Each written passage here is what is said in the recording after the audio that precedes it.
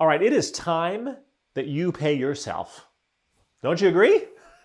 I get this question all the time. What is the best way to pay myself? How exactly do I do that? How do I move money out of my business to my personal life? Well, let's cover that right now.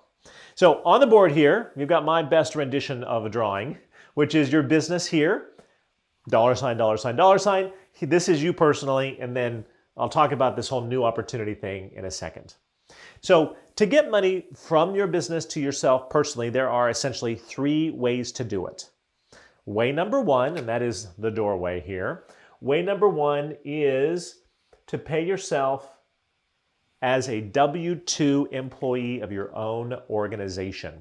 You're taking a salary. It's administered through a payroll processing system, and that can bring money out of the company to you. Now, of course, like any other W-2 employee, you're going to be paying Social Security tax and Medicare, and all that's going to be taken out of your paycheck through the payroll processing company, and you personally then are going to get the net. Now, in order to do that, it's important that you consult with your CPA and that you consult with your attorney to make sure you have the right entity type set up. And there's some considerations here because you don't want too much money coming out via W-2 and you don't want too little either. The IRS, as a matter of fact, for S corporations says that your pay needs to be reasonable, right? And what are other industries paying for similar goods and services? So consult with your CPA about what is reasonable, because there's another doorway that you can get money out of your business.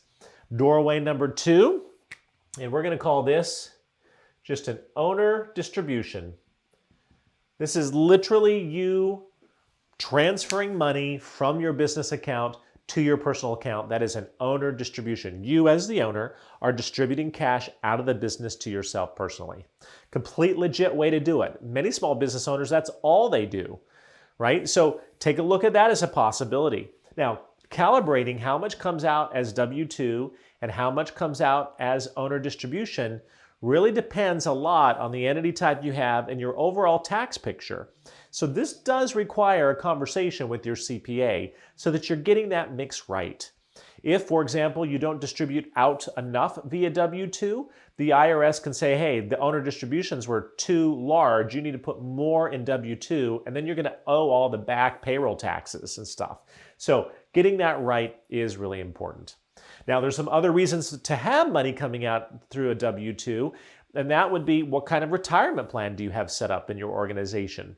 There's a whole world around retirement plans. It's a different module, but how much money comes out as a W-2 will impact how much money you can contribute into your overall retirement plan.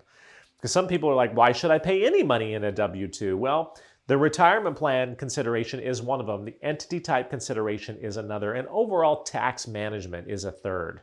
So way number 1 is through a W-2 vehicle, a salary, and then number 2 is an owner distribution. What about number 3? Well, number 3 would be a loan. You can have the business lend you money. Now, officially, it should be an actual loan, so you should paper it with something. It should have some terms, and you should be paying it back to the business, right? So if you don't, and it's not really a loan, it's really an owner distribution, you're not going to be able to get away with that over time. So a loan should be truly a loan that you're going to be paying back to the business. But those are predominantly the 3 ways to get money out of the business: a W-2, an owner distribution, or a loan. All right.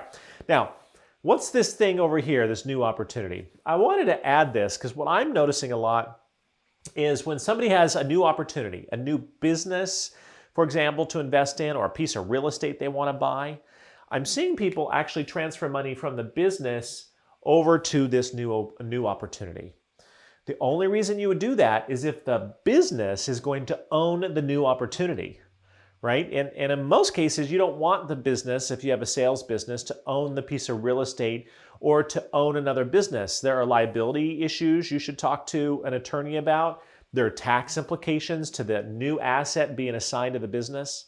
So the proper way to do it, if you have something new you want to buy, you distribute money out of your business to yourself personally, and then you personally will fund the new opportunity investment and buy that asset, whatever that happens to be.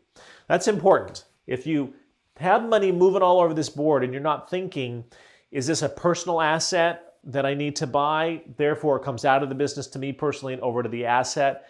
Or is this a business asset? Make sure that the money is flowing in the correct direction based on who is actually going to own the asset.